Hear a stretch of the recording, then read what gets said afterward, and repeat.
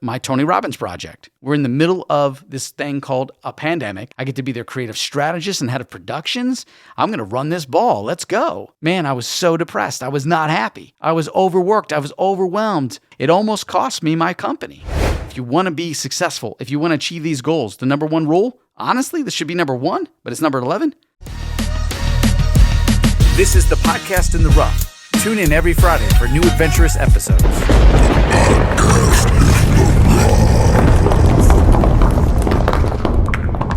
Welcome back to another great episode of the Podcast in the Rough. This is episode 149, and I'm your host, Zebulon Thomas. And today, I'm going to be sharing with you some actionable steps to gain more success in your life without sacrificing your mental health. So let's dive right in. First off, don't procrastinate.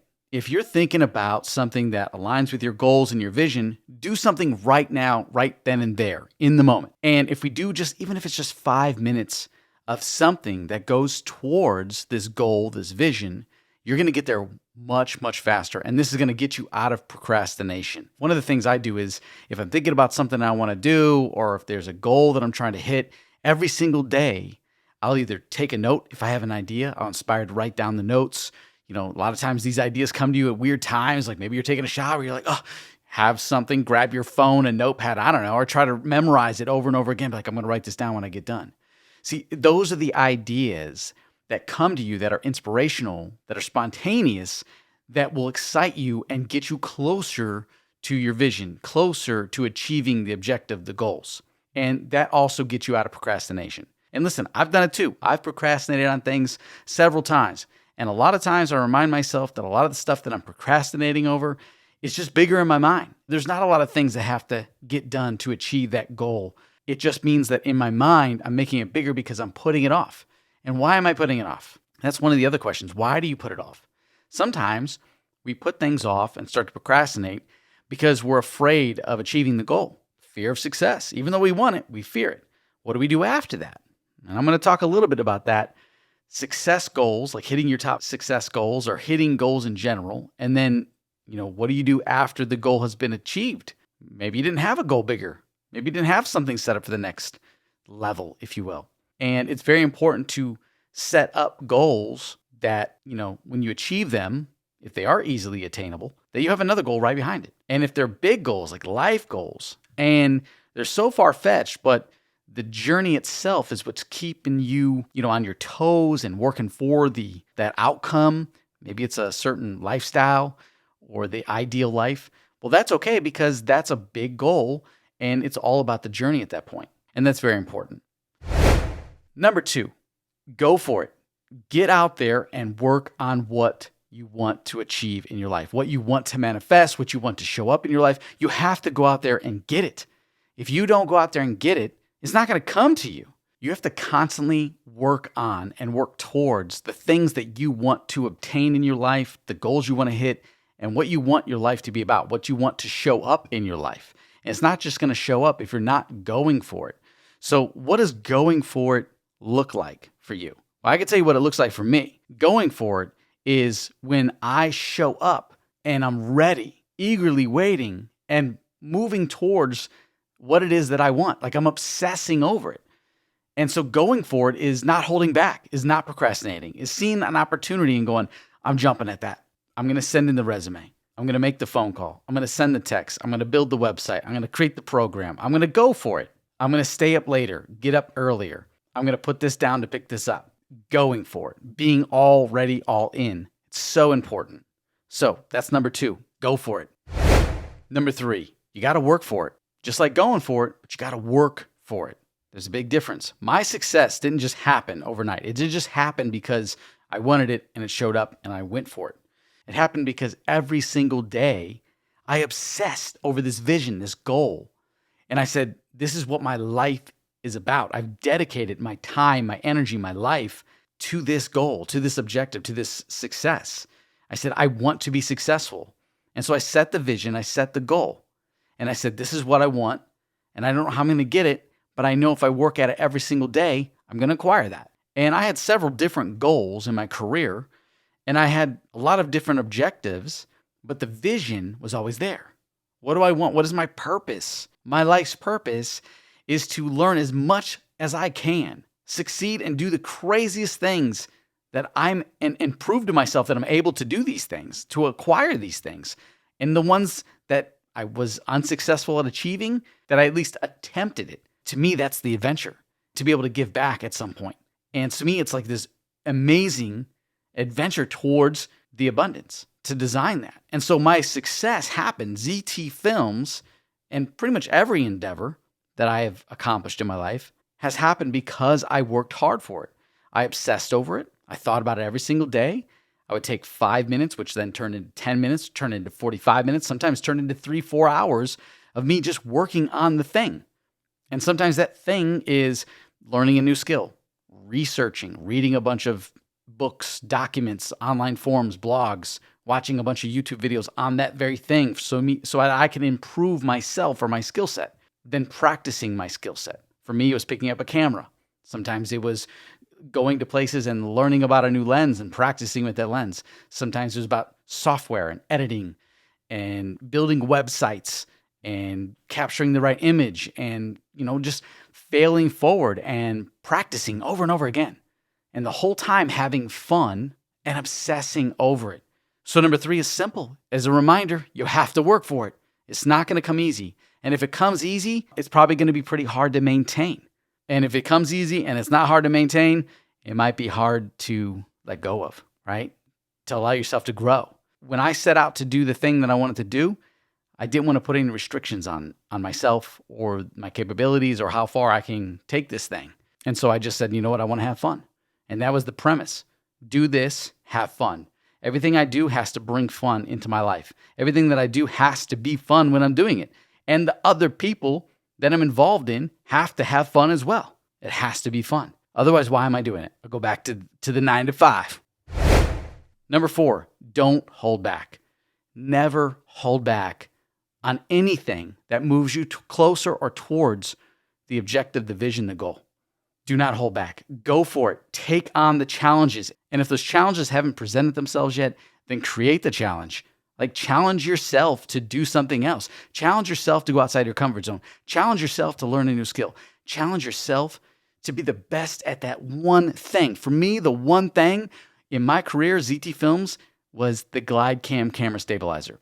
How can I be the best at this thing? A lot of people are using it, but how do I use it in a different way? Or in the same way, but get a different result? Or in the same way, get the same result, but it's so much smoother. There is no instability or shake when I'm using my Glide Cam camera stabilizer to achieve those smooth cinematic looking shots in my videos. And I achieved that goal. I became a world-renowned Glide Cam master, hand-selected by Glide Cam Industries. I'm very proud of that. And that slingshotted me into a whole new thing in my career. And it motivated me to say, you know what? Now I got this accolade. I got this mastery, if you will. And what does mastery mean for me? Mastery means that I don't just stop there. I have to continuously master this thing over and over again. Otherwise, I'll lose it. You have to keep trying. I work hard at it. I go for it. I take on those challenges and I don't hold back. And I definitely don't procrastinate. And so I learned a great deal about myself and my skills by honing in on this one thing that I'm not going to hold back on, and I'm going to master it. I'm going to do my best at it, and I'm going to challenge myself to grow. So whatever that is for you, challenge yourself to grow. I remember back in the day, like 2006, it was websites. How do I master building websites? This is before we had all the crazy templates. And I got really, really good at it, and I made a small business out of it. Same with yoga. You can get into yoga, and you can, how do I master this practice? And it doesn't mean you're going to master the pose. It might be mastering your breath, controlling your breath, being a master of your mind, getting in the moment, enjoying this moment, not thinking about all the 10,000 bazillion thoughts you're going to have. It's about being in the moment, being present. It might not have anything to do with the poses. It comes back to the breath, to the present moment. Sometimes being present can be the most challenging thing we can do. Number 5, look for opportunities. Look for opportunities. There's opportunities everywhere if you look for them. You can shut it off by being stubborn, overwhelmed, jaded, trying to prove a point, trying to be someone you're not, trying to, basically out there front and flaunt all the stuff that you don't have, fake it till you make it. Now, look for the opportunities. You have to be present. You have to be open. You have to be ready. You have to work for it. in order to see those opportunities. And then you have to go for it. So what does that look like for me? Well, in my success, there's been so many opportunities. And guess what? When I saw them, I got them. And when I saw them, I went for it. And the reason why I was able to benefit from those opportunities is because I was ready, waiting for those opportunities to show up. And not every time I was prepared, but I was ready. I was sitting here ready. I might not be prepared for what the opportunity wants or needs from me, but I'm ready. And I really want you to think about that. And I'll share a little story with you about my success. My success has always been built on opportunities. Reaching out to a small local business, finding out that they don't have funding, saying, hey, there's an opportunity here. I'm going to go for it. I'm going to go in and be like, listen, don't worry about it. Let me create something amazing in this marketing plan. And if it is successful, let me take a small percentage. Or if it is successful, then agree that you can see that this is bringing in a significant amount of income, that's increasing your income. And you're going to give a portion of that back to me every month to continuously grow this and reproduce the same result. Boom, clients. I had an opportunity with an entrepreneur, really wanted to work with them. They said, hey, I'm going to be at this location. I didn't even know this entrepreneur personally. I'm going to be at this location doing this event. It's a free event. Come check it out. Went for it, showed up, drove 4 hours to it, started mingling with people, creating opportunities. And then guess what? I saw my moment and it was like, hey, you can go have a photo with him. Took a photo, said, what's up? How you doing? Shared with him some strategies, how I felt that he can improve this section of his business. And he was interested. That was my moment. He was interested. I said the right thing at the right time. And he was like, hey, you know what? Let's do dinner. Let's talk a little bit more about this. I'd like to hear that. And bam, now I'm working for this entrepreneur. I got an opportunity. There was another opportunity I had. Someone was like, hey, I'm going to be at this big event. It's like over 18 hours away. It costs money to get in the event. At the time, I was struggling. I didn't have any money. How am I going to do this? Well, guess what? Grabbed my camera, grabbed my lanyard, jumped in a car, drove 18 hours, got to the event, flashed my lanyard, hoping to get in. Guess what? Let me backstage. I got a camera. They didn't question it. I start filming. I start making some moves, right? Guess what? They didn't notice me at all. I got close to the entrepreneur. I was in the action, the heat of the moment. I captured all of the experiences and the moments that were happening and unfolding all in my lens, but I didn't personally interact with the entrepreneur. I was unseen. Left the event, but I wasn't regretful and I hadn't failed yet. The opportunity was still unfolding. So what I did, I went back, edited the footage, made one heck of an event reel. And then I went ahead and I reached out and I said, I need a direct contact to this entrepreneur because I have content that I filmed for them and they're going to want this. They don't want to miss it. It's some of the best footage from this event. And when they read that, they were like, absolutely, we're interested. Go ahead and send it to his assistant. Boom, sent it off. Immediately, the same day, got a call back. This is amazing. How do we get more of this? Bam, now I got a client. I'm in, baby. I took advantage of opportunity and those countless opportunities happen. And this brings me to number 6. Don't overthink it.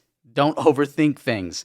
Listen, procrastinating is part of overthinking, but also holding back is overthinking. Not going for it is caused from overthinking. And if you overthink something, you might make it overly complicated, or you might make it bigger than what it is, or you might make it less than what it is, or you might think about some success and think about it in your mind so much that you're like, okay, I don't need to achieve the goal because that success doesn't really seem so exciting to me anymore. And you dumbed it down. So don't overthink the things that you want, those opportunities. If I would have overthought about driving 18 hours or jumping in a car driving 4 hours and wasting all this time, like what if it didn't work out? Like if I thought about that, I would never have done those things and I would never have achieved the goal and would never have the opportunities that led into multiple other opportunities.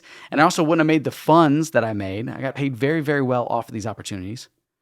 And all the excitement and the stories I get to take back with me that I live with for life. It's amazing. And I did it out of fun. I did it out of going for it, this vision, not holding back, working hard at it, obsessing over it. And I definitely didn't overthink it. Instead, I went in there going, oh man, think of all the possibilities. So if you're going to overthink, think about all the possibilities. Like, what if this happened? What if that happened? What if it led to this? What if?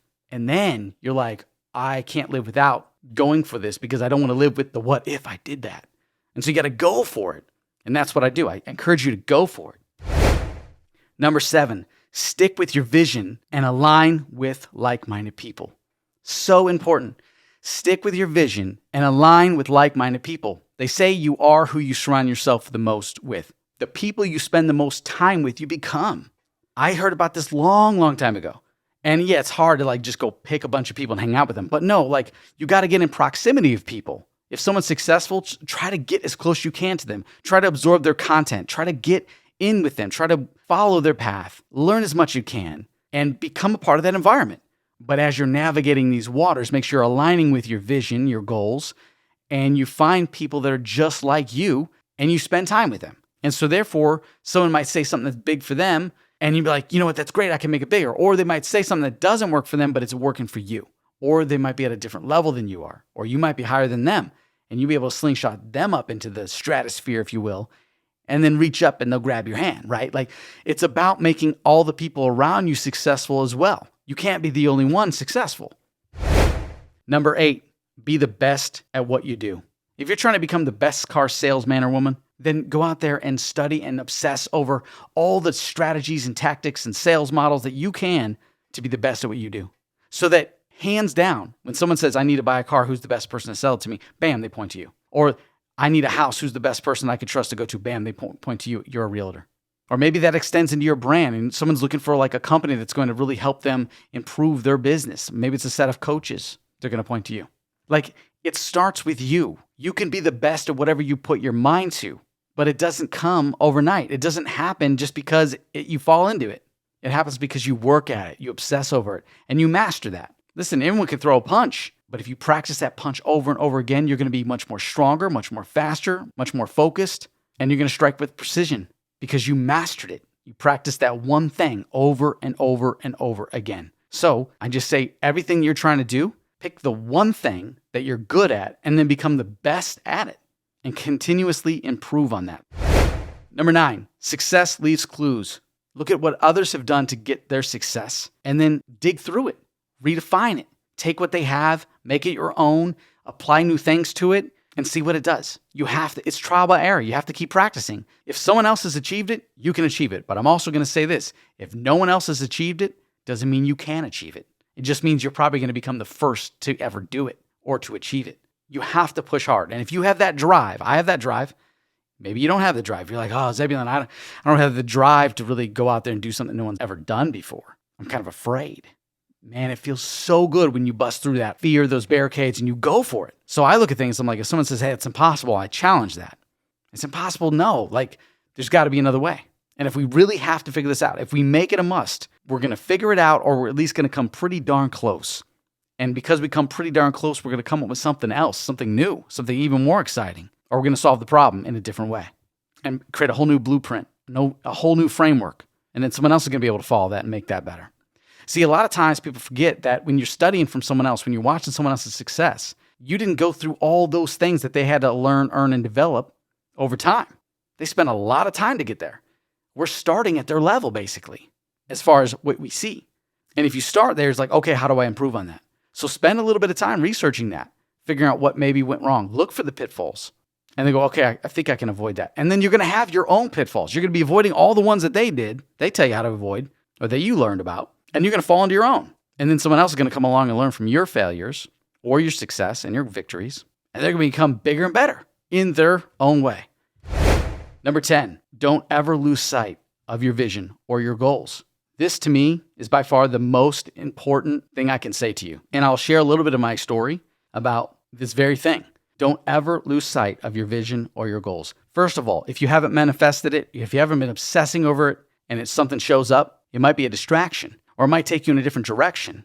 Even if you're looking for opportunities, if it's something you haven't manifest, and I'm talking about like you're looking for a brand new car and you're looking for a Mercedes, right? You might see a Beamer, right? And maybe the color is gray or black. But if a school bus pulls up and someone has a great deal on it, you're not going to buy the school bus. You're looking for a sports car. And that could be a Mercedes, a BMW, or any other fancy car, a Porsche. And it could also be in alternate colors as well. Like you might find a Porsche that's yellow. And you'll still, I'll get that. It's a sports car. But a school bus is not a sports car. So it might be like, why would I get on this thing? Why would I get in this thing and try to test drive it? Why would I even look at it? Why would I consider that? What's the opportunity here? If you have to sit down and start to play around with the opportunities and think about what they could be because you're not ready for it and you're not prepared for it, that's not the opportunity for you. So for me, I'll share a little bit of my Tony Robbins project. That was something that came across my desk at a point in my life. We're in the middle of this thing called a pandemic. And I'm like, what do I do? My business is kind of halted right now. Everyone's is. And I'm like, I was just on a full force forward momentum in my business, a lot of things going on, success. And I see this opportunity that I didn't plan for. I wasn't ready for. I didn't manifest. And here it was, presented itself. So I said, you know what? I'm going to go for it. Now that's okay. You can take these opportunities, but never lose sight of your vision or your goals. And I was definitely losing sight of my vision and my goals, to the point that when I got the opportunity, I was like, well, this is a mentor. This is someone high profile. This is exciting. I get to be their creative strategist and head of productions. I'm going to run this ball. Let's go. I'm going to go in there and I'm going to do the best I can. I'm going to apply all my skills to this entrepreneur, to this company, to these clients, to this audience. And I thought I was leaning more into my career, into my profession. But what I was doing is neglecting and leaving everything that I built. My online courses, I shut them down. My website, I walked away from it. My YouTube channel, I stopped creating content for it. My branding, I stopped promoting it. My social media, I left my social media accounts. I said, I'm just going to put all my eggs in this basket. This is where I'm at, baby. I've arrived. And that's not the case. I don't care who it is. And I quickly got reminded midway through my journey with Tony Robbins that I was like, no, I have to go back to what my roots are, my goal. And it almost cost me my company. It almost cost me the very thing that I set out to achieve, the very thing that has brought me all the fun, excitement, adventure. And as soon as I walked away from those things to jump on someone else's boat, if you will, or island in this case, man, I was so depressed. I was not happy. I was overworked. I was overwhelmed. Nothing was good enough. I kept going. It was great. We had victory after victory and success, and I broke through every impossible task and challenge you can imagine. But it was unfulfilling. And other people were just like, oh, let's do it again. Let's do it again. And it was like, what is this rat race? What is this chaos? This is not what I've been put here for. This is not aligning with my vision of who I am. This is not testing me in the way that I need to be tested for me to grow. Was it giving me opportunities and skill sets? Possibly, yes. Was it teaching me how to handle stressful situations? Yes, unfortunately. Was it teaching me that I shouldn't work for my mentors? Absolutely. Was it showing me a whole new industry of entrepreneurs, a whole new type of individuals and way of thinking and methods that didn't align with my vision? Absolutely. Was I able to succeed? Absolutely. Was I able to make a lot of people successful and have fun? Absolutely. But at the end of the day, I was being drained and I experienced burnout. And I hit my life goals, my success goals. All of it came together in this moment. And so I question things like this now because I'm like, you know what? If you really had the winning lottery ticket, would you hesitate to cash it? Because you know after you cash it, life's never going to be the same. Unless when you cash it, you remind yourself to stick to your vision and your goals. Money isn't going to change the vision and goals. It'll help it grow and get bigger, but it doesn't mean it's going to shift the vision or your goals, because if it does, then they weren't strong enough to begin with. So I really want you to sit down and think about this after this episode. What are your visions and your goals? Like what is your vision and your goal that you want to achieve this year? What is the vision and the goal you want to achieve for your family, for your life in general? What is the outcome? What type of journey and adventures do you want to go on? And that's how you get that. That way, if you do have that winning lottery ticket, you're going to walk right in there, cash that fast as possible, because you're going to move, you're going to get on with it. But this time you're going to show up to all those goals and challenges and this vision in style with some money. And you're going to be able to put some more money behind it. If your vision and your goals are strong enough, when you make more money, it should be no brainer to put more money back into it. And number 11, last but not least, don't tell anybody about what you have, like what your next step is, what you're doing, what your goals are. I used to say otherwise. If you go back and read my books, my audio programs that I produced, I'm always like, you gotta talk about it. You gotta tell everyone about your success and what you're doing, and that's gonna generate more people to believe in what you're doing. No, do not tell anybody about your goals and your next step. Keep it to yourself, move in silence, and only talk about the accolades that have already happened that you've succeeded on. Let them talk about that. Wow, I can't believe you did that. That's amazing. How'd you do it? Talk about that. When they go, what do you got planned next? I'm working on a little something. That's it. No. I insist. Tell me, what do you got going on? They want you to tell the whole blueprint, because guess what? They're going to somehow sabotage that or try to sabotage that, or they're going to talk you out of it, or they're going to say that your ideas are too big. You're trying to reach too high. You're living too much, living too fast. They're going to say everything they can And they're not doing this because they don't care about you. Some people genuinely are saying these things because they feel that it's only going to help you because they're afraid to see you upset, to see you fail. So they want to try to keep you safe. But really, they're putting a restrictor plate on you and limiting your success. They're putting you in a box. Don't do that to yourself. Don't tell anybody about your next move. I learned the hard way. I don't do that anymore. I don't talk about how much money I'm making or how successful I am or what I got and what I don't got. It's no one's business but mine. You want to learn about what's going on? You want to learn what my next move? You got to guess it. Put together the pieces of the puzzle and go, whoa. I don't even talk about the celebrities, entrepreneurs, companies, brands, anyone, local businesses. I don't tell anybody who I'm working with, who my clients are, or what opportunities I'm involved in, what projects I'm involved in, what charities I'm involved in. None of that. I don't share any of it. I'm not here to brag or talk about it because I'm living it and I'm enjoying it. And I don't want anyone to be able to take that or touch it or mess it up in any way possible. So I share that with you is if you want to be successful, if you want to achieve these goals, the number one rule, honestly, this should be number 1, but it's number 11. Don't tell anybody about what your visions are. Be very, very careful on who you share that with. It doesn't mean you don't tell anybody about like who you're going to share this with. Listen, you can share it with your significant other, your partner, your business partner, your brother, sister, whoever, but you don't go into detail. Like you can say, hey, you know what? I want to become a police officer. Cool. But if you were to say, hey, I want to become a police officer, but I want to be the police chief. I want to own this. I want to be the best possible, whatever. I want to catch this many bad guys, whatever that is. Or you know what? I want to be an actress. Okay. I want to be an actress. I want to be the best, highest paid actress in Hollywood. I want to be on all the big movie screens. I want to be everywhere. Whoa, whoa, whoa. Or it could be as small as like, hey, I want to start a business. Cool. No, I want to start a business that is like the best business in the world. It's world renowned. It's a business that everyone goes to, and it's the most successful business in the world, in history, right? That's a pretty big goal. They're going to be like, listen, don't get your hopes up. Or, hey, I bought this lottery ticket. Oh, cool. Yeah, I might win. Hey, I bought this lottery ticket because I'm going to win. And I'm going to buy you a home and me a home. And then they're going to be like, you're not going to win. Like they don't want you to get upset. And then some people do. Some people want to block you. They want to find out so they can be like, oh, they're going to build a bigger business than me, or they're going to be more successful than me. And they don't want to see you win. They don't want to see you successful. They don't want to see you having fun, and they want to do whatever they can because they're miserable. So don't share it with anybody. Don't talk about it. Don't post it up. Stop doing those things. Share your victories, not where you're going. Share where you've been. Let people wonder where you're going and surprise them. Surprise them. Be like, yeah, bet you didn't see that one coming, right? But I will say this. This doesn't mean that you shouldn't track your journey and let people be a part of your journey. You might not be talking about what you're going to be doing, but you can show them and talk about what you're doing in the moment.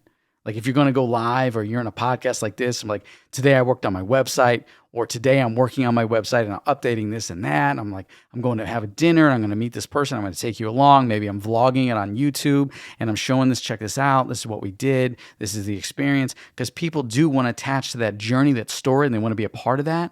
And that's how you grow that community, is sharing your journey through the process. But be careful on how much you show and how much you share. Just be careful.